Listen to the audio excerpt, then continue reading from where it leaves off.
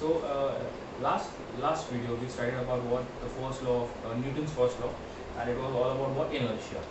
So similarly, this in this video I told you like I'll be explaining examples on law of inertia, right? So law of inertia examples हम लोग करेंगे, ठीक है? There are few examples. Now there are two types of inertia, ठीक है? Now obviously we know how there are two types of inertia. First is what inertia of rest.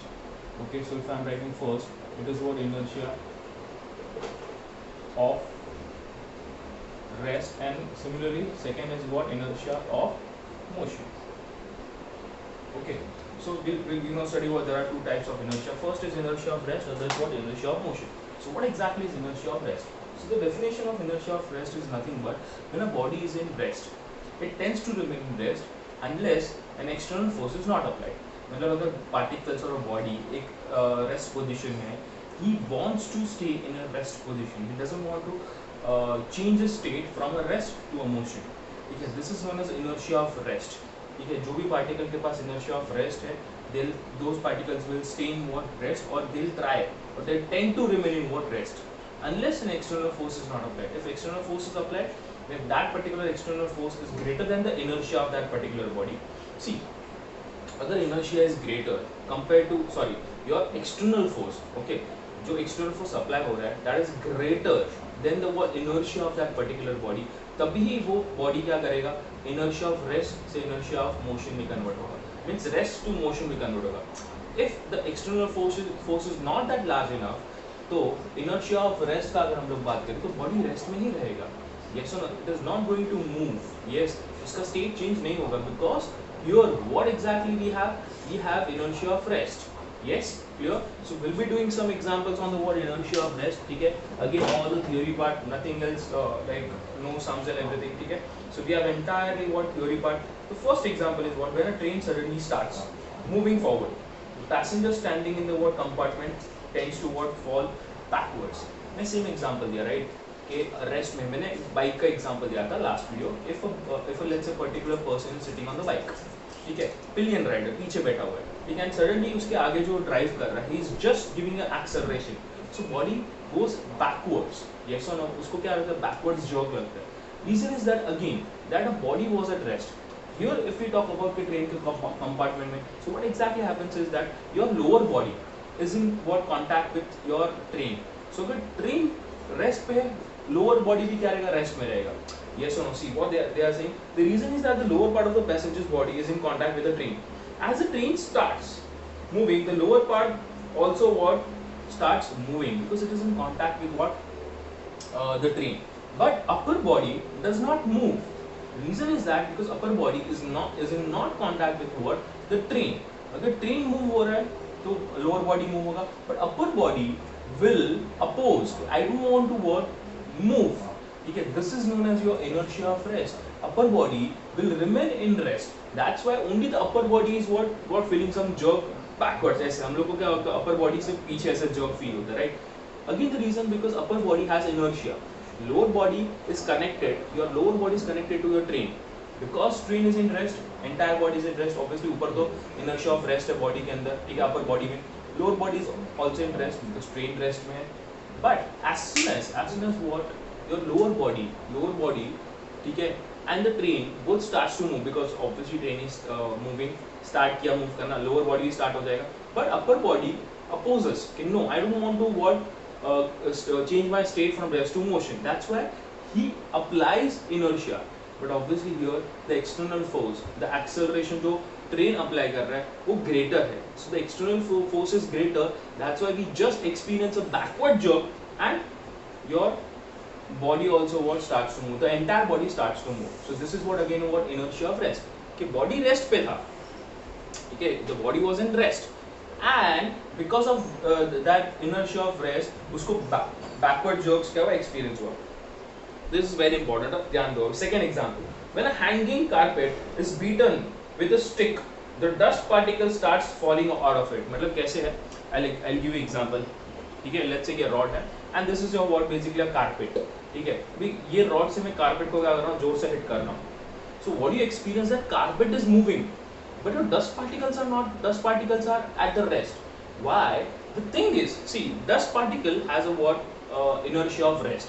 ठीक है, dust particle rest पे है, तुम्हारा carpet को मैं hit कर रहा हूँ तो कारपेट क्या हो रहा है, it is moving forward, dust particles stay at their position, ठीक है, and this is the reason they separate, कि पार्टिकल जो कारपेट है वो आगे मूव हो गया, बट डस्ट पार्टिकल उसमें जो था they are at rest, and because of that those particles are what separated out from the what your carpet. So what exactly they have written, see the reason is that the part of the carpet where the stick strikes, ठीक है, part of the carpet जहाँ पे stick को strike कर रहा हूँ, ठीक है, that comes to the motion while the dust particle settle on the fur remain in the position due to the inertia, thus the part of the carpet moves ahead with the stick leaving behind the dust particle which falls down. समझा, मतलब कैसे होगा ना, what exactly happens is, अगर let's say ये carpet है, मैं एक पोजीशन पे उसको रॉड से या स्टिक से क्या कर रहा हूँ, हिट कर रहा हूँ, so what happens is that particular part of the carpet will move forward, but the particle, the dust particle, ठीक है, has what inertia of rest, so because of that those are not moving, सिर्फ जो carpet है वो move होगा, dust particle will stay behind in the inertia of rest and they'll fall down. So this is the way you can what clean your carpet. यहाँ पे physics है, cleaning a carpet is also what physics. Exactly कैसे होता है? You just what hit a stick or a rod or something, ठीक है? So carpet आगे move होगा, but dust particle will have inertia of rest, and because of that they'll stay backwards. They'll stay what backwards, and because of that they'll fall down. Because अभी carpet आगे चलेगा, dust particle किसको stick करेगा? Stick करने के लिए कुछ है नहीं ना? Dust particle will fall down on the ground, on the earth. So this is again an example of inertia of rest. यहाँ पे inertia of rest किसके पास था? Dust particle. Are you getting this point? Yes or no? There are 6 examples total in your textbook, but I'm not going to explain each and every one, okay? Because every example is what similar to each other, because it is talking about what inertia of rest. Okay. Next example, which are similar. There are 2 examples which are similar to each other. On shaking, the branch of the tree fruits fall down. Same. Similar to carpet. Carpet में कैसे होता है, मैं carpet को hit किया, ठीक है, carpet आगे मूव होगा, but dust particle will fall down. Yes ना. सिमिलरली यहाँ पे ब्रांच है, ब्रांच को मूव कर रहा हूँ मैं, ठीक है, ट्री के ब्रांच को, ट्री ब्रांच मूव होगा, बट जो फ्रूट है, fruit has what inertia of rest, and because he has inertia of rest, जो लूजली अटैच्ड होगा ब्रांच के साथ, ठीक है, I am repeating, loosely attached होगा, ठीक है, एक पर्टिकुलर ट्री के ब्रांच के साथ, तो फ्रूट क्या हो जाएगा, विल फॉल डाउन. यस और no, because fruit has inertia of rest, वो मूव नहीं होगा, बट ब्रांच इज मूविंग. अगर लेट्स से समर सीजन चल रहा है ऑब्वियसली, ठीक है, आप मैंगोस का सीजन है, तो लेट्स से तुम लोग एक ट्री दिख गया, mango tree, what you do, you go, you climb upwards, if it is small tree, ठीक है, यू क्लाइंब अपवर्ड्स, तुम लोग उसको ब्रांच को शेक करोगे. So whenever you are shaking the particular branch, वो जो मैंगो है, इट विल फॉल डाउन, ठीक है, if it is what loosely connected to that particular branch. Yes or no? Clear है, समझ रहा है? Again, because of the inertia of rest, that particular mango or a particular fruit has. Similarly, example है यहाँ पे, striking a coin on the bottom. अभी कैसे होता ना? If I draw a diagram, अभी 2 diagram साथ में draw करता हूँ. I'll explain both with simultaneously.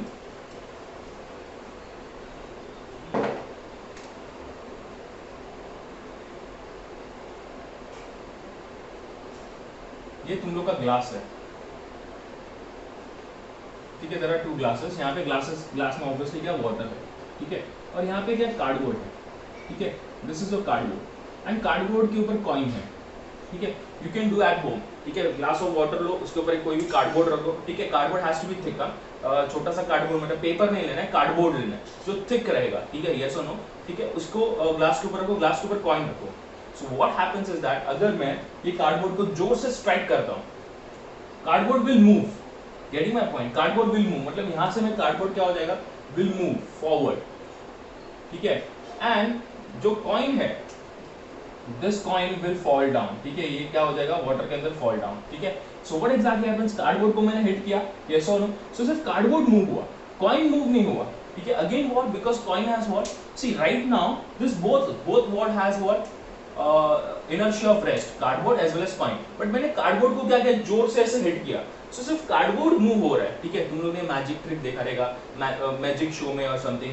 There are one more thing, जहाँ पे टेबल है, ठीक है, टेबल, डाइनिंग टेबल है, वहाँ पे क्लॉथ है, क्लॉथ के ऊपर सब डिश और स्पून और फोर्क और सब रखा है. तुम लोग क्या करते हो, वो जो क्लॉथ है उसको जोर से खींचते हो, तो बट जो ऊपर के जो डिश और ट्रेज और सब होते हैं वैसे के वैसे रहते हैं. You must have seen this magic show.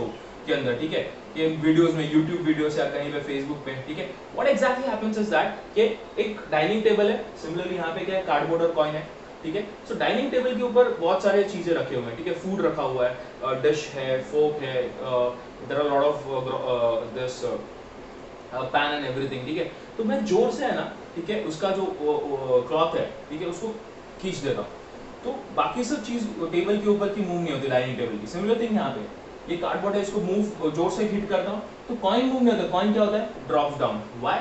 Because here coin has what, inertia of rest, it is not moving, ठीक है, that's why it will fall down. जैसे वहां पे डस्ट पार्टिकल फॉल डाउन होते हैं कहाँ पे, कारपेट में।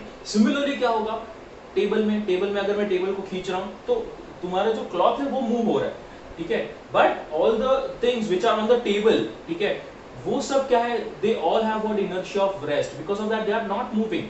Yes or no? Because of that they are not moving. This is all examples of inertia of rest. Discuss inertia of rest here, they won't move. Yes or no? Or they tend to what? Tend to what? Remain in that particular state. They'll try. Yes or no? अगर external force greater है तो obviously they'll move. Here external force was not greater, or maybe we were what? Applying force on other things. That's why they fall down. Table में example. So these are the examples of what, inertia of rest. ठीक है, you can just go through the textbook, read once again, you'll be clear. If still you guys have doubt, you can anytime contact me, I will clear your doubts. When the corridor train suddenly starts, the sliding door of the what, some compartments may open. Okay, अभी कैसे होता है, तुम लोग अगर कभी let's say you are going in a train, ठीक है, not a normal train, ठीक है, normal train भी ठीक है कंसिडर कर सकते हो, बट अगर तुम लोग if you see कि whenever train just starts, तो तुम्हारा जो डोर होता है ना, कॉरिडोर, ठीक है, वो क्या होता है, इट जस्ट ओपन्स, ठीक है, अगर लॉक नहीं लगाया है, ठीक है, I am talking about train, I don't know, see you are still small kid, ठीक है, ऑब्वियसली तुम लोग ने कभी ट्रेन में हार्डली ट्रैवल किया होगा, येस और नो, बट उसके जो ट्रेन के डोर्स होते हैं, ठीक है, अगर लॉक नहीं लगाया है and train just starts and they are actually right now close, so they will start opening.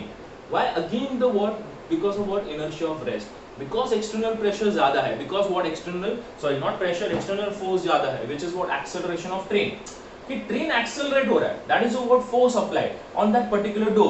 तो door ऐसे close है, जैसे ही train accelerate होगा, they'll move something like this, they'll just open, ठीक है। Why they are opening? Because that particular doors have had what, inertia of rest, and because they have inertia of rest, ठीक है, जैसे train move हुआ, they also tend to remain in rest, but they are not.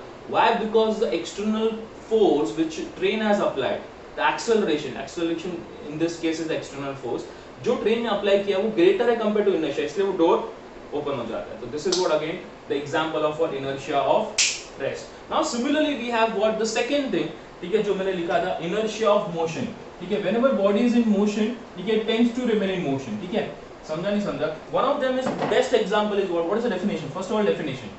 The definition of inertia of motion, the definition of what inertia of motion is nothing but when a body is in motion, it tends to remain in motion unless an external force is not applied. मतलब अगर body motion में, he tends to remain, that particular body wants to remain in what, motion, ठीक है। I'll give you simple example. Again, I'll go back to the train का example. अभी let's say you are traveling in a train and you are standing on the door, ठीक है, and station comes. So you must have seen lot of people what they do, कि चालू train में they get down, ठीक है, चालू train में हम लोग उतर जाते हैं।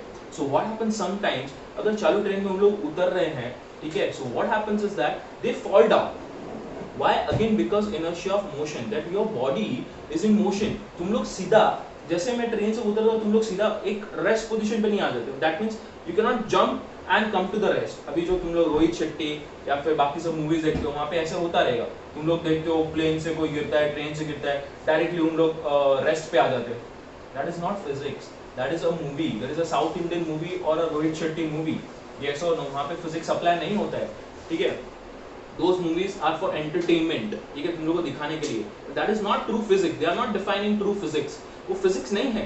The true physics is that if a particular body, ठीक है, एक particular body अगर क्या करता है, ट्रैवल कर रहा है, ठीक है, जैसे मैं ट्रेन का एग्जाम्पल है, ट्रेन में अगर मैं I am standing right now in a train, ठीक है, इफ अ ट्रेन मूव्स, ठीक है, and it is coming to a rest, मैं स्टेशन पे हूँ, स्टेशन पे मैं क्या करूंगा, I will just get down, still the train is moving, so what will happen, मेरा body still momentum में रहेगा, motion में रहेगा, then I'll come to a rest.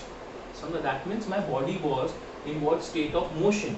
So that particular body wanted to stay in motion. That's why मेरा जब भी मैं when I'm coming out of the what running train, when I'm coming out of the running train, ठीक है, मैं body either I have to what walk some distance, yes or no, so that मेरा body properly rest में आ जाए, either I'll fall down so that my body comes to a rest, because at that moment train के साथ मेरा body was in motion. तो this is what basically example of inertia of motion. तो body motion में था, ठीक है, वो डायरेक्टली रेस्ट पे नहीं आ सकता, ठीक है, वो क्या करेगा बेसिकली रेजिस्ट करेगा कि नहीं I want to stay in motion.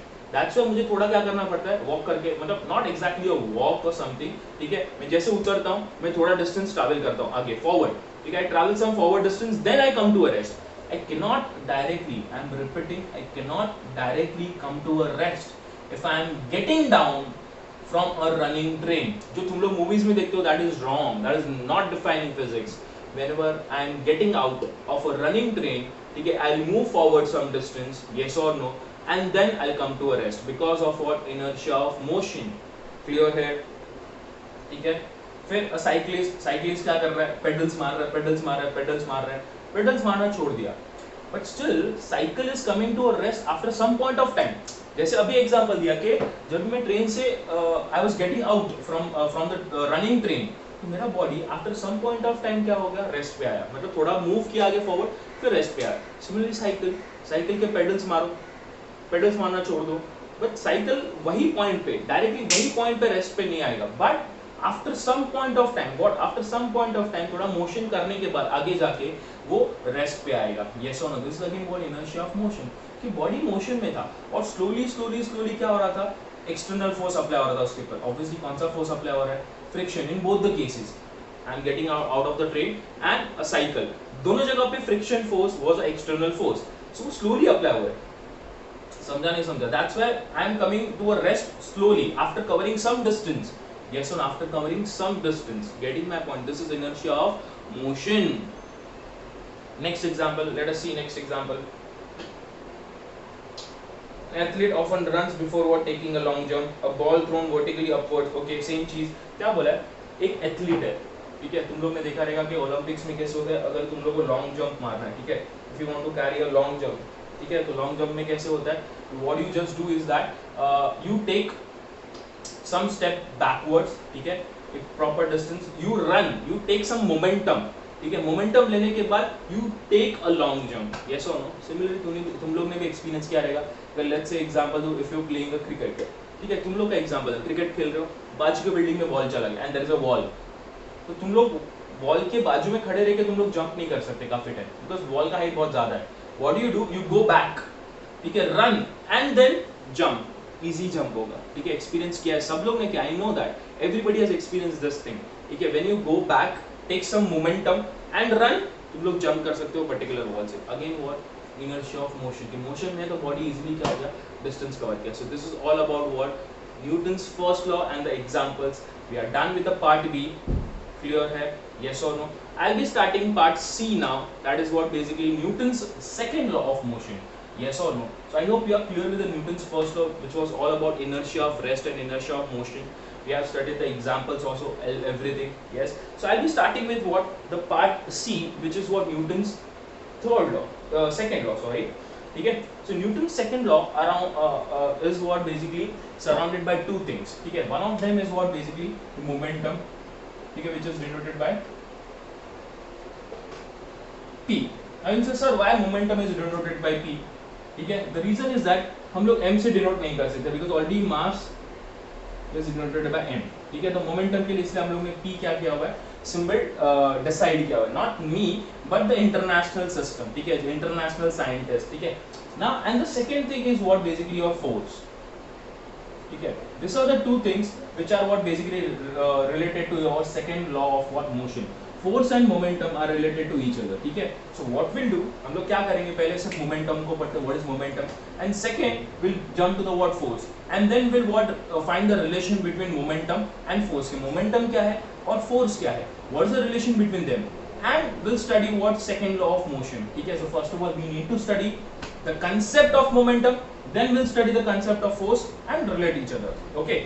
So I'll start with the first topic, which is my momentum.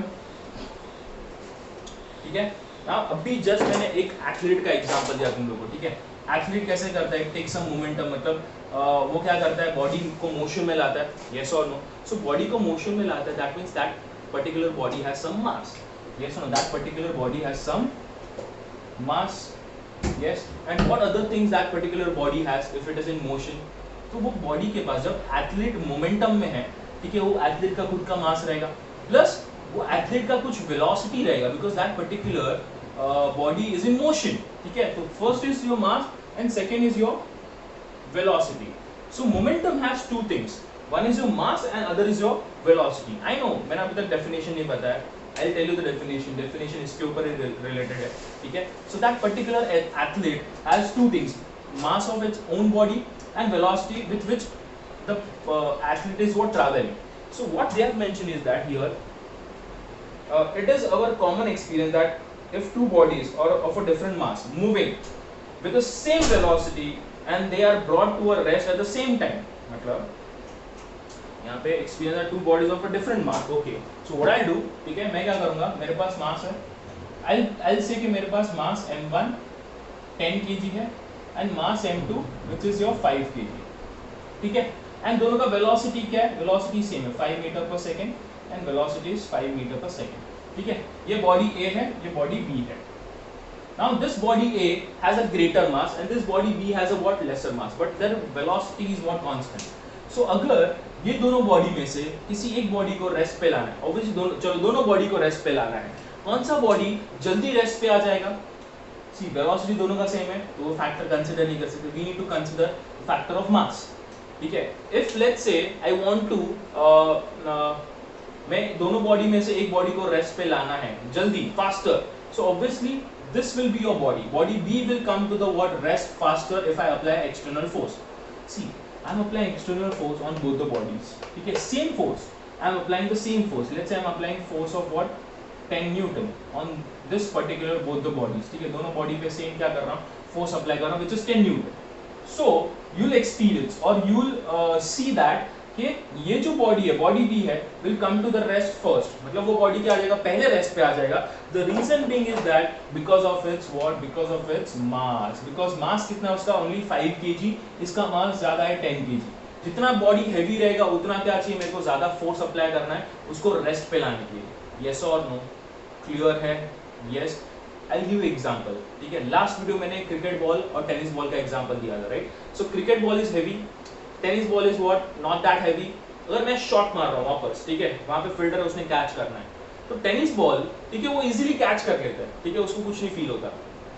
But वही मैंने क्रिकेट बॉल सीजन बॉल मारा तो उसको ज्यादा फोर्स अप्लाई करना पड़ता है, ठीक है। अगर सेम फोर्स उसके सेम चीज होगा, उसने अगर सेम फोर्स अप्लाई किया जो टेनिस बॉल के लिए अप्लाई किया था बॉडी को रेस्ट में लाने के लिए, तो क्या क्या करेगा, उसके हाथ से बॉल जाके फोर्स चला जाएगा। So this is the reason कि दोनों में से मास किसका ज्यादा था, सीजन बॉल का। तो अगर मैं दोनों के लिए सेम फोर्स अप्लाई करूंगा तो सीजन बॉल रेस्ट पे नहीं आएगा, बट टेनिस बॉल रेस्ट पे आ जाएगा, again because of the mass.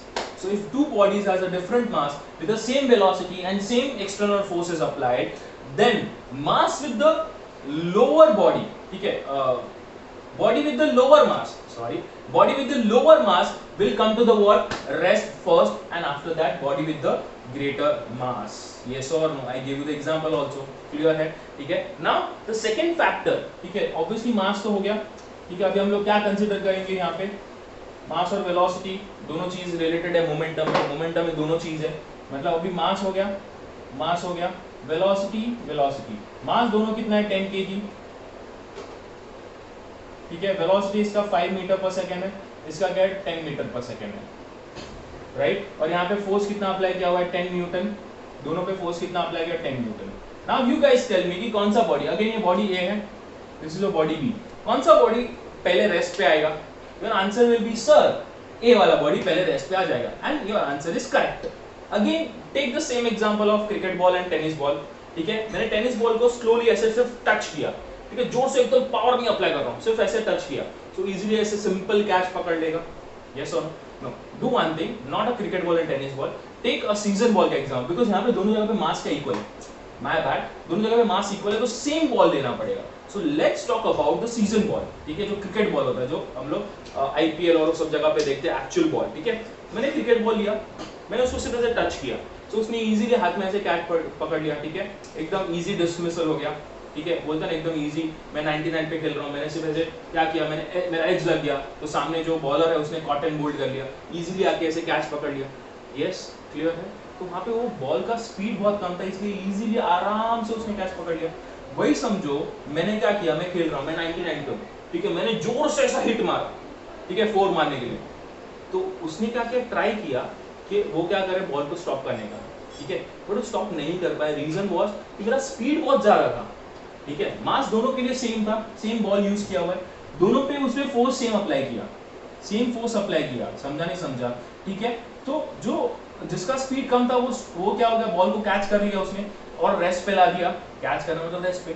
But जिसका स्पीड ज्यादा था वो बॉल रेस्ट पे नहीं आया, इनफैक्ट वो आगे तक ट्रैवल किया और मैंने 2 रन ले लिया। ऑब्वियसली 4 नहीं गया, उतना जोर से नहीं मारा था, 2 रन ले लिया, मेरा 100 हो गया, समझा। तो द पॉइंट इज जिसका वेलोसिटी ज्यादा है वो बॉडी रेस्ट पे बाद में आएगा, वेलोसिटी कम है वो बॉडी रेस्ट पे पहले आ जाएगा, ठीक है। So this is the concept and this is the concept of what, your momentum, कि momentum is a product of mass and velocity. कि तुम्हारा मोमेंटम मतलब क्या होता है कि बॉडी मोशन में है।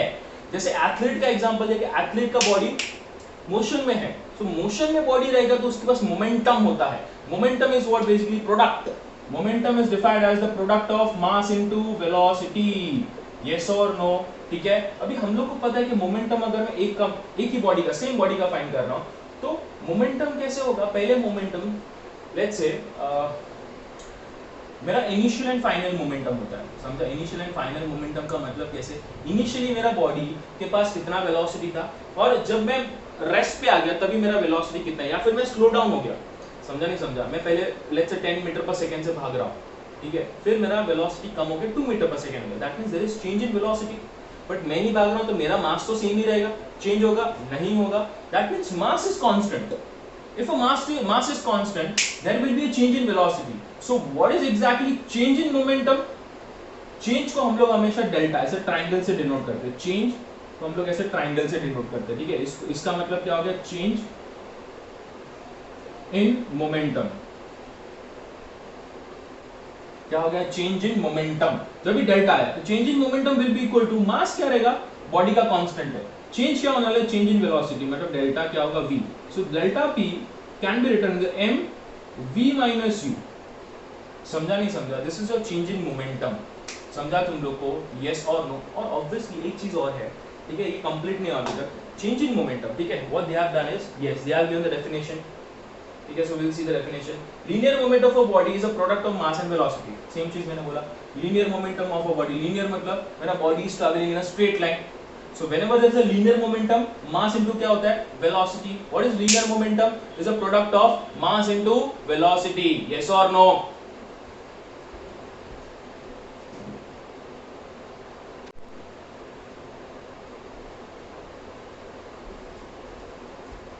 Okay, sorry for the disturbance. Okay, so what I was saying is that okay, linear momentum. What is the definition of linear momentum? It is nothing but the what? Product of what, mass into velocity. Linear मतलब when a body is traveling in a straight line. So now what they have mentioned is it is what a vector quantity. Obviously because direction है एक particular direction में, ठीक है, और velocity भी है which is a vector quantity. ये कौन सा quantity है, vector quantity, ठीक है, clear है।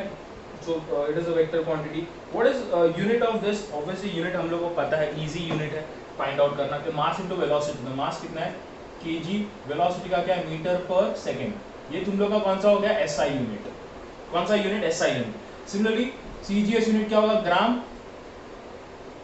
सेंटीमीटर पर सेकेंड, ये कौन सा हो जाएगा, CGS यूनिट, ठीक है। So this is unit of what, momentum. Momentum is what, kg metre per second और gram centimetre per second. So this is the unit and it is a vector quantity. We know what is vector quantity, yes और no, ठीक है। Now change in momentum, ठीक है। सो change in momentum जो हम लोग अभी डिस्कस कर रहे थे, what we were discussing here, ठीक है, ये चेंज इन मोमेंटम ही है, ठीक है। तो change in momentum is with respect to time always. See कोई भी चीज चेंज होता ना विद रिस्पेक्ट टू टाइम होता है, ये सुनो, तुम लोग ग्रो हो रहे हो, ठीक है, तुम लोग 8th से 9th में गए, 9th से 10th में जाओगे, तो विद रिस्पेक्ट टू टाइम ना, तुम लोग ने उतना टाइम स्पेंड किया, यस और नो, ठीक है। सीजन आते हैं, ठीक है, अभी विंटर आने वाला है, पहले समर था, तो with respect to time season change हुआ, yes or no?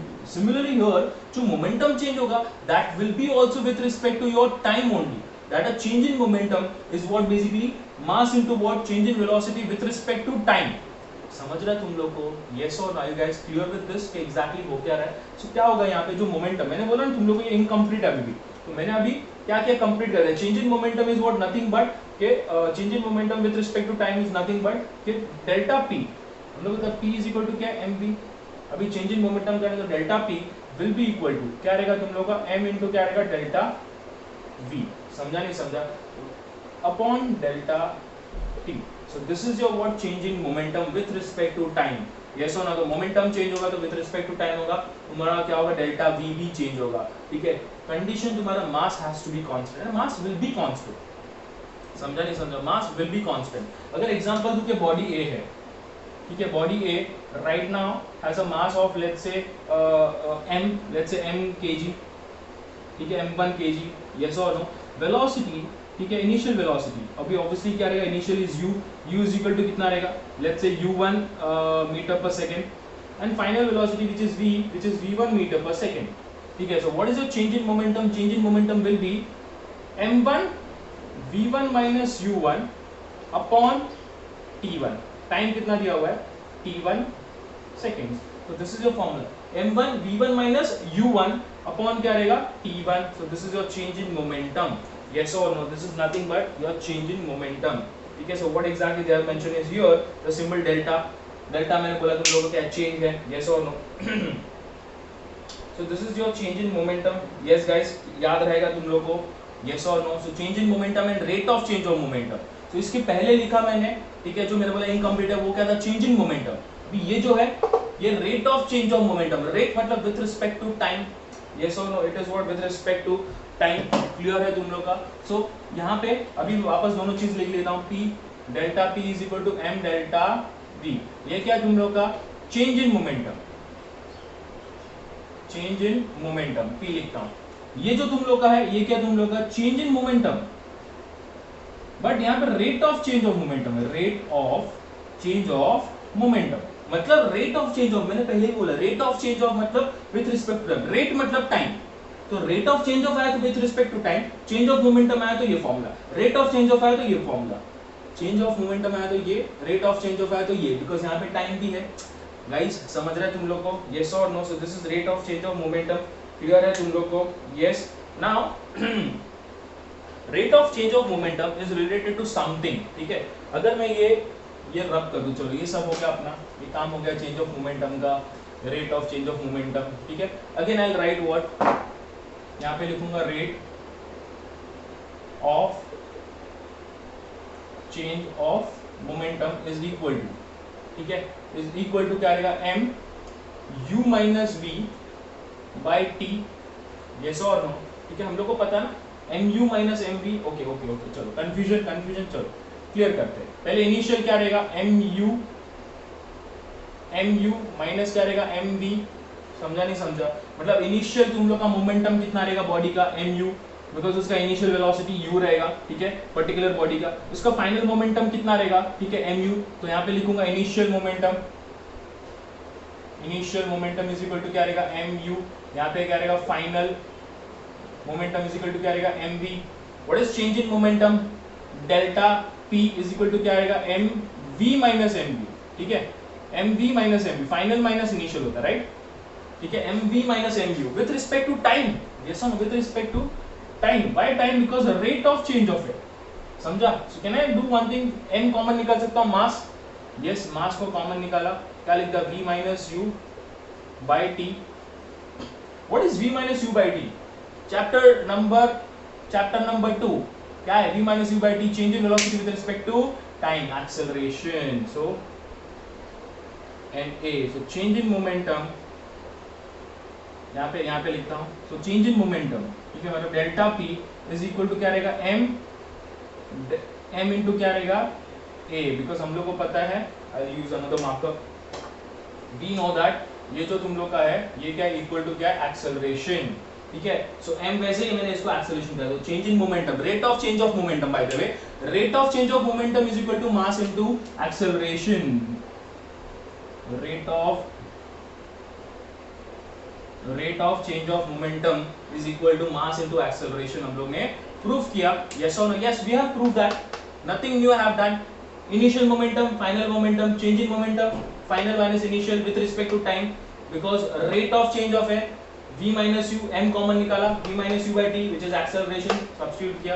So this is rate of change of momentum is equal to your mass into acceleration, is equal to what? Your mass into acceleration. Now in your textbook one more method is given, not required. एक method is enough because school में या फिर paper में, not in school, paper में एक ही method करना होता है. अल्टरनेट मेथड करके तुम लोग नहीं कर सकते. कोई भी एक मेथड करो. मैंने इजी मेथड बताया, ये फॉलो करो. yes or no?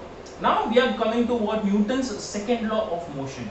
अभी Newton's second law of motion में कैसे है ना कि it is obviously related to your what? Change in momentum and force applied. ठीक है, जैसे स्टार्टिंग में बोला कि change in momentum and force applied are related to each other. ठीक है, और some or other way. But यहाँ पे now we are going to study. First concept हो गया momentum. Second concept क्या बोला था, क्या पढ़ेंगे? F is equal to ma. Force is equal to mass into acceleration. ठीक है, let's study that particular second concept. Then we'll find the relation. Okay, so let's do that. What I'm going to do is what? I'll write F is equal to क्या? ma. Now what exactly this implies? That F is directly proportional to acceleration. F is directly proportional to acceleration. मतलब जितना ज्यादा force apply करूंगा उतना ज्यादा body क्या करेगा? Accelerate करेगा. यस, बॉक्स पड़ा है, मैंने उसके ऊपर फोर्स अप्लाई किया 10 न्यूटन. ठीक है, वो थोड़ा आगे तक गया. मैंने उसके ऊपर 100 न्यूटन अप्लाई किया, बॉक्स एकदम दूर तक भाग गया एज एन ट्रैवल किया डिस्टेंस उतना. यस और नो? समझा? तो पुश कर रहे हो किसी को, push and pull is force. So जितना ज्यादा फोर्स होगा उतना बॉडी क्या करने वाला है? एक्सेलरेट होने वाला है. Greater the force, greater is the acceleration. That means force and acceleration are what? Directly proportional. Force and acceleration are directly proportional. Same चीज, force and mass are directly proportional. समझा? मतलब जितना क्या करूंगा, जितना मास होगा बॉडी का उतना ज्यादा फोर्स चाहिए.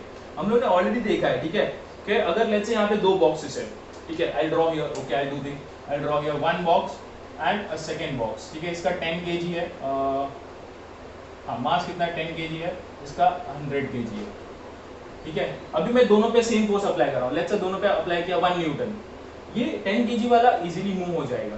ये मूव होगा? नहीं होगा. अरे 100 kg है भाई, कौन इतना 1 न्यूटन से ऐसा कौन मूव कर सकता है? कोई नहीं कर सकता. समझा? हम लोग को ग्रेटर फोर्स अप्लाई करना पड़ेगा. That means greater the mass, greater is the force applied. समझा? जितना मास ज्यादा होगा उतना फोर्स भी क्या करना पड़ेगा? तुम लोग को ज्यादा अप्लाई करना पड़ेगा. यस और no? So we now know that the force affects what? Acceleration.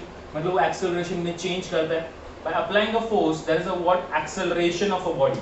ठीक है, आइदर इंक्रीजेस और आइदर डिक्रीजेस. जैसे मैंने एग्जांपल दिया कि क्रिकेट बॉल का, मैंने ऐसे कैच पकड़ने का ट्राई किया, मैं फोर्स अप्लाई कर रहा हूँ बट उसको मैं रेस्ट में ला रहा हूँ, तो एक्सेलरेशन डिक्रीज हुआ.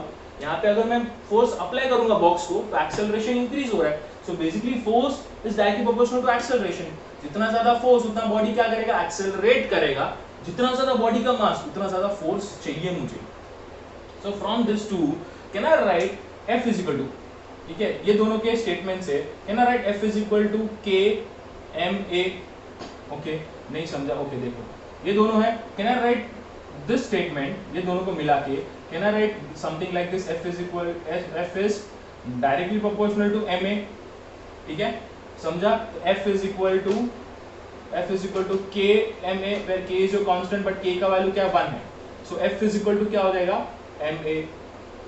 मतलब हम लोग ने जो दूसरा चीज था, दूसरा कंसेप्ट था, वो भी प्रूफ कर दिया कि F इज इक्वल टू क्या होता है? MA. F is equal to क्या होता है? MA. That means force is directly proportional to acceleration. जितना ज्यादा फोर्स उतना बॉडी एक्सेलरेट ज्यादा करेगा. जितना ज्यादा मास उतना हम लोग को क्या चाहिए? उतना ज्यादा बॉडी को फोर्स अप्लाई करना पड़ेगा. But there is one more concept. ठीक है, there is one more concept which we need to study is that, मतलब इसके रिलेटेड ही है. ठीक है, force is equal to MA. ठीक है, so will do that. F is equal to क्या है? MA. हम लोग होता है F is directly proportional to A, F is directly proportional to M, but A is inversely proportional to M. A is inversely proportional to M. मतलब जितना ज्यादा मास होगा उतना कम क्या होगा? एक्सेलरेट होगा बॉडी. ऑब्वियसली जितना हैवी होगा उतना एक्सेलरेट कम होगा ना.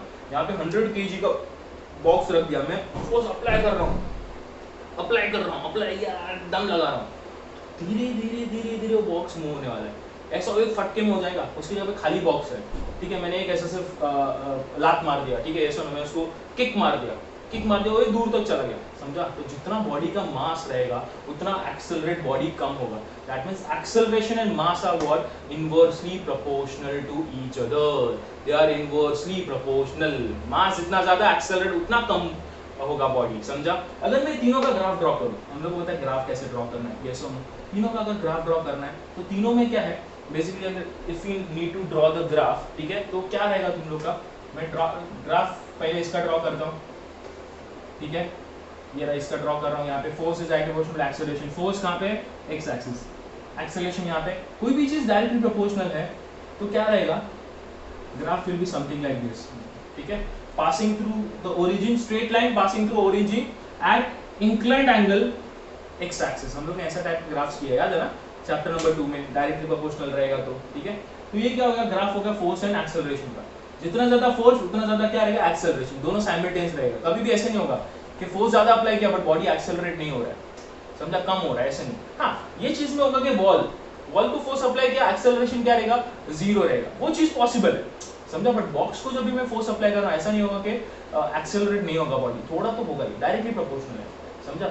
ये एक्सेप्शन है कि यहाँ पे एक्सेलरेशन होता ही नहीं है, बिकॉज यहाँ पे ये बॉडी है, ये बॉल है, उसका वेट बहुत ज्यादा है, मैं इसको एक्सेलरेट कर ही नहीं सकता, बिकॉज इतना फोर्स कोई भी ह्यूमन लगा ही नहीं सकता। गेटिंग माय पॉइंट, कोई भी ह्यूमन इतना फोर्स एक्सर्ट नहीं कर सकता कि वॉल को मूव कर पाए, ठीक है। अगर तुम लोग सर एवेंजर्स तो करते हैं, अरे दोज आर एवेंजर्स, वो सब ग्राफिक्स है, ठीक है। रियल लाइफ में they also can not do that, okay, clear है। So first graph is done. Second graph what we are going to do is, ठीक है, सेकंड ग्राफ का रिलेशन क्या रहेगा, क्या f is directly proportional to m, मतलब यहाँ पे क्या आएगा f, यहाँ पे आएगा m, अगेन डायरेक्टली प्रोपोर्शनल, तो ऐसे रहेगा, ये तुम लोग का x एक्सिस, ये तुम लोग का y एक्सिस, मतलब जितना ज्यादा क्या रहेगा, मास रहेगा, उतना ज्यादा क्या करना है मुझे, जितना ज्यादा मास उतना ज्यादा फोर्स अप्लाई करना है। गेटिंग माय पॉइंट, यस और no. And the third and the last graph is nothing but acceleration, acceleration is inversely proportional to mass, to mass and acceleration, this is your graph, ठीक है। so कैसे रहेगा तुम लोग का graph, something like this, because क्या हो रहा है, डिक्रीज हो रहा है, inversely proportional, getting my point, yes or no, decrease होते जाएगा, समझा। एक डिक्रीज होगा तो दूसरा इंक्रीज, दूसरा इंक्रीज तो एक डिक्रीज, इनवर्सली प्रोपोर्शनल, एक बढ़ेगा तो दूसरा कम, दूसरा बढ़ेगा तो ये कम, समझा, yes or no। so this was all about what the second concept, which is f is equal to ma, ठीक है। so क्या पढ़ा अभी तक हम लोग ने, we have studied three things।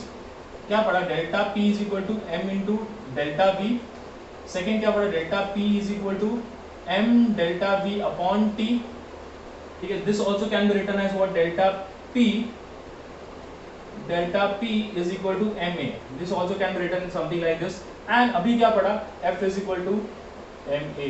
Now we need to relate, ठीक है, अभी रिलेट करना है और न्यूटन सेकंड लॉ फाइंड करना है। कैन यू सी हियर, ये तुम लोग का इक्वेशन 1 है, ये तुम लोग का इक्वेशन 2 है, ठीक है। ये हम लोग ने अभी फाइंड आउट किया, ये हम लोग ने पहले फाइंड आउट किया था। Now can we do one thing, दोनों को इक्वेट कर सकता है, बिकॉज ma दोनों जगह पे सेम है। Can we equate that, yes we can.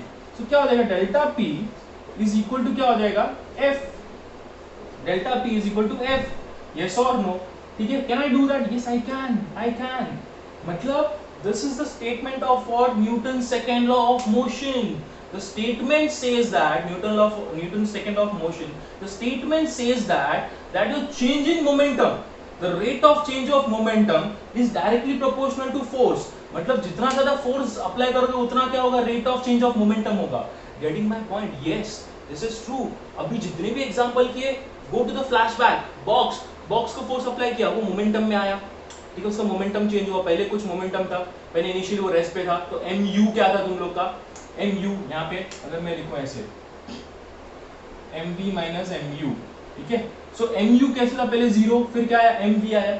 सो जैसे ही फोर्स अप्लाई कर रहा हूँ, बॉडी मोमेंटम में आ रहा है, initial and final momentum, yes or no। so this statement is nothing but your Newton's second law, that change in momentum, rate of change of momentum is directly proportional to force। जितना ज्यादा force apply करोगे उतना ज्यादा body क्या होगा, momentum में आएगा, momentum change होगा। Greater the force greater is the momentum. Getting my point, yes or no। जब एथलीट रन कर रहा है, that means he is applying some force on his body, yes or no, and वो force apply करके वो momentum में आ रहा है। Getting my point. So this is all about what Newton's second law and the statement of what Newton's second law. Getting my point? yes or no? Are you guys clear with this? ठीक है, Newton second law का statement I am reading right now. ठीक है, according to Newton second law of a motion, the rate of change of momentum, the rate of change of momentum of a body is directly proportional to the force applied, yes or no, on it, and the change in the momentum takes place in the direction force applied. मतलब हम लोग को पता है कि momentum and force both are what vector quantity, both are vector quantity. मतलब जो direction में, ये बॉक्स है, जो डायरेक्शन में मैंने फोर्स अप्लाई किया वही डायरेक्शन में क्या होगा, मोमेंटम क्या होगा, जनरेट होगा. ठीक है, according to Newton second law of motion. ठीक है, force applied on a particular body. ठीक है, or we can say there is a change in momentum. The rate of change of momentum is directly proportional to the what, force applied in a particular direction. वही direction में तुम्हारा momentum होगा, जो direction में force apply किया वही direction में क्या होगा, मोमेंटम होगा. This is your what basically second law of motion. ठीक है, Newton's law of motion, second Newton's law. समझा? एक काम करो, बहुत इंपॉर्टेंट है, वीडियो को पॉज करो और जितना चीज यहाँ पे लिखा हुआ है everything please note it down, which is very important. ठीक है, बहुत ज्यादा इंपॉर्टेंट है. पूरा जितना हम लोग ने आज किया ना उसका समरी यहाँ पे है. ठीक है, हम लोग ने सबसे पहले ये किया मोमेंटम, फिर क्या किया हम लोग ने, चेंज इन मोमेंटम, फिर हम लोग ने ये फाइंड किया 3, फिर ये 4th चीज फाइंड किया. ठीक है, so this 4 are equations are very important which we have done today, and from this out of 4 we found out this is your second law of motion, yes or no, second law of motion, where your rate of change of momentum is directly proportional to force applied. So please note this down. Pause करो video को, note down करो फटाफट notebook के अंदर. चलो fast, 3 2 1 गो. चलो हो गया. I waited for 3 seconds. Now I'll rub the video. Very good. ठीक है, I'll rub the board, not the video. Sorry. Okay, so almost we are done with the what Newton's second law. ठीक है, now they have given some example, मैंने भी already example दे दिया है.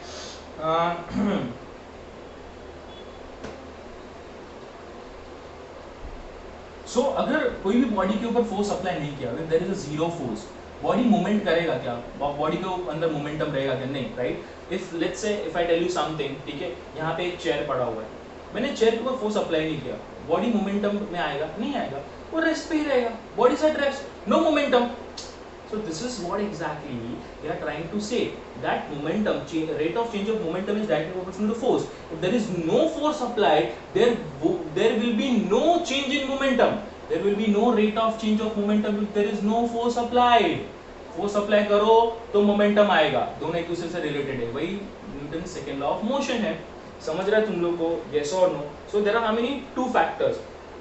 When the velocity are much smaller than the velocity of light, and when mass is what remain constant, ये दो चीज होना चाहिए, तभी क्या होगा, rate of change of momentum is directly proportional to f. Proof होगा कि बॉडी का मास चेंज नहीं हो रहा है, and obviously velocity lesser than क्या रहेगा, वेलोसिटी ऑफ लाइट. और कभी velocity of light which is 3 × 10⁸, वहां तक कोई भी बॉडी क्या कर सकता है, हम लोग उसको फोर्स अप्लाई नहीं कर सकते. Speed of light is the maximum, इससे आगे कोई भी स्पीड ऑफ कोई भी सब्सटेंस का नहीं है, तो we can not do that. Yes, we can keep what, mass constant. We have to keep mass constant, तभी तुम लोग का जो Newton second law of motion है, जो ये Newton second law of motion है, delta p is directly proportional to f, that means delta p is equal to क्या, f. ये तुम लोग का स्टेटमेंट कभी ट्रू होगा, when your mass is constant. ठीक है, एक चीज याद रखो बस, वेलोसिटी तो एक्सेप्शनल केस है, वो नहीं है, मास कांस्टेंट होना चाहिए, तभी तुम लोग का ये स्टेटमेंट ट्रू होगा. समझ रहा है, क्लियर है? ठीक है, so basically in hitting a cricket ball by a bat, hammering a nail, hitting the ping pong ball, ठीक है, ये सब चीज में वही चीज हो रहा है कि जब मैं फोर्स अप्लाई कर रहा हूँ तभी चेंज इन मोमेंटम हो रहा है, तभी उसका बॉडी क्या हो रहा है, मूव हो रहा है, तभी वो बॉडी वेलोसिटी गेन कर रहा है, ये वेलोसिटी अक्वायर कर रहा है. So they have given lot of example, but we have seen examples more than enough. I guess you guys are clear कि जब भी फोर्स अप्लाई करूंगा तभी बॉडी के अंदर मोमेंटम आता, नहीं तो बॉडी के अंदर मोमेंटम नहीं आता है. कोई भी बॉडी रेस्ट पे है, ऐसे ही पड़ा रहने तो 10 दिन तक वहाँ पे ही रहेगा. जैसे फोर्स अप्लाई किया बॉडी आगे मूव होगा, मोमेंटम आएगा. समझ रहा है तुम लोग को? Yes or no? I hope you guys are clear. Now the last thing which is remaining for this is that the unit of force, ठीक है, there are few units of force, ठीक है, which we need to study. Then I will just wind up the video. Okay. Okay. So unit of force, ठीक है, unit of force. अभी हम लोग को पता है SI यूनिट है और CGS यूनिट होता है, ठीक है. यूनिट ऑफ फोर्स हम लोग को पता है कि वो न्यूटन है, बिकॉज न्यूटन ने फोर्स फाइंड किया था. या फिर न्यूटन लिखो या फिर कैपिटल N लिखो. तो this is what basically unit of what force. We know this unit of force क्या है, न्यूटन है, ठीक है. यस और नो. फॉर्मूला क्या है, F इज इक्वल टू क्या, ma. समझ रहा तुम लोग को, यस और no. That means 1 Newton is equal to कितना रहेगा, 1 kg into 1 metre per second square, ठीक है. आई नो, वेट ये चीज वापस लिखता हूँ, ठीक है. ये रहा, दो पार्टीशन कर दिया, यहाँ पे लिखता हूँ. F इज इक्वल टू क्या है, ma फॉर्मूला है. हम लोग ने देखा न्यूटन या फिर कैपिटल N लिखना है. सो फोर्स किस में होता है, 1 न्यूटन. 1 न्यूटन फोर्स अप्लाई करने के लिए मुझे 1 kg ऑफ क्या चाहिए, मास चाहिए. और body 1 metre per second square से क्या करना चाहिए, एक्सेलरेट करना चाहिए. सो this is what basically another unit. क्या यूनिट है, kg metre per second square. ये 1 है और ये भी 1 है. kg metre per second square और न्यूटन, ठीक है, दोनों चलेगा. सेम चीज CGS यूनिट, डाइन. डाइन मतलब वो डाइन नहीं, चुड़ैल डाइन वो नहीं. डाइन मतलब अभी एक नाम है जो साइंटिस्ट ने दिया, डाइन करके, ठीक है, समझा. वैसे ही तुम लोग का क्या, F इज इक्वल टू क्या है, ma, समझा. सो क्या रहेगा यहाँ पे, 1 dyne is equal to mass कितना इनटू 1 क्या रहेगा, सेंटीमीटर पर सेकेंड स्क्वायर, समझा. बिकॉज CGS है, राइट, समझा. तो क्या रहेगा तुम लोग का यहाँ पे, और एक यूनिट क्या रहेगा, ग्राम्स सेंटीमीटर पर square. So this is again the unit of what, CGS unit of what, force. मतलब 1 डाइन फोर्स अप्लाई करना है तो मुझे 1 ग्राम ऑफ सब्सटेंस पे 1 सेंटीमीटर स्क्वायर का क्या करना है, एक्सेलरेशन अप्लाई करना है. तभी क्या होगा, 1 डाइन फोर्स अप्लाई होगा. गेटिंग माय पॉइंट, यस और नो. अभी हम लोग को ऑब्वियसली SI और CGS के अंदर कन्वर्जन को फाइंड करना है. जैसे हम लोग मास के लिए करते हैं. मास में क्या है, मास में हम लोग को होता है 1 kg और यहाँ पे कितना है, 1000 ग्राम्स. तो दोनों के बीच में कन्वर्जन क्या है, what is the conversion, that 1 kg is equal to 1000 grams. Similarly हम लोग को दोनों के बीच में क्या करना है, we need to find the relation between 1 newton and dyne. Clear है, let's do that. And this is very important by the way, ठीक है. रिलेशन आता है, क्वेश्चन बहुत बार पेपर में आता है. प्लीज मेक श्योर कि तुम लोग यहाँ पे क्लियरली समझो कि what is the relation between SI unit and CGS unit. तो हम लोग को पता है 1 न्यूटन, ठीक है. What exactly they are given, 1 Newton is equal to, ठीक है. मैं क्या करूंगा, रिलेशन फाइंड करना. चलो रिलेशन करते हैं. 1 Newton relation SI and CGS unit of force. 1 Newton is equal to क्या किया था हम लोग ने, 1 kg और क्या किया था, 1 मीटर पर सेकेंड स्क्वायर. हम लोग ने ये चीज किया था, याद है कि नहीं, यस और नो, ठीक है. So what exactly now, 1 kg मतलब कितना होता है, 1000 ग्राम्स, ठीक है. क्लियर है, 1 kg इज इक्वल टू क्या होता है, 1000 ग्राम्स. फिर 1 मीटर पर सेकेंड स्क्वायर. हम लोग क्या करेंगे, सिंपली ये SI यूनिट है उसको CGS में कन्वर्ट करो, ये SI यूनिट है उसको CGS में कन्वर्ट करो. ये ऑटोमेटिकली 1 न्यूटन CGS में हो जाएगा. इसको कन्वर्ट करना इजी, हम लोग को पता है 1 kg is equal to 1000 grams. 1 metre per second square को 1 सेंटीमीटर पर सेकेंड होता है. 1 metre is equal to 100 centimetre per second square. Yes और नो, ठीक है. So what I can do, ये 1000 है और ये क्या है, 100 है. तो can I write something like this, 10⁵, ठीक है. नहीं समझा, चलो ये 10⁵ हो गया ग्राम्स और ये 10⁵ हो गया सेंटीमीटर पर सेकेंड. 10⁵ ग्राम सेंटीमीटर पर सेकेंड स्क्वायर. अभी हम लोग ने ये स्टैंडर्ड चीज देखा था. हम लोग ने देखा 1 dyne is equal to grams per centimetre square. So can I replace ये विथ 1 डाइन में ग्राम्स पर सेंटीमीटर स्क्वायर, ठीक है. सेंटीमीटर सेकेंड स्क्वायर को 1 डाइन से रिप्लेस कर सकता हूं. अभी हम लोग ने देखा पीछे के स्लाइड में कि यहाँ पे 1 डाइन इज इक्वल टू ये लिख सकता हूँ. सो what I do, I just replace that. अगर मैं रिप्लेस करता हूँ तो आई am getting the relation between SI unit and CGS unit, ठीक है. ये क्या हो जाएगा, डाइन, और हम लोग को पता है 1 Newton. So this is the relation between what, Newton and dyne, which is SI unit and CGS unit. You guys have to remember that SI and CGS. 1 Newton is equal to 10⁵ dyne. और ये बहुत important है, star mark कर लो ये, ठीक है. Relation between SI unit of force and CGS unit of force, which is 1 Newton. Simple. मैंने क्या किया, ये दोनों यूनिट को SI से CGS में कन्वर्ट किया तो ऑटोमेटिकली मेरे को मिल गया. Nothing else. I hope everything is clear. Yes or no. I'm stopping this video. We are done with this C part also. That is Newton's second law of motion. Yes or no. If you guys have any doubts, we'll have doubt solving lectures obviously on Zoom. Yes, and you can contact me on WhatsApp also. You guys have my number. Yes, clear. Thank you.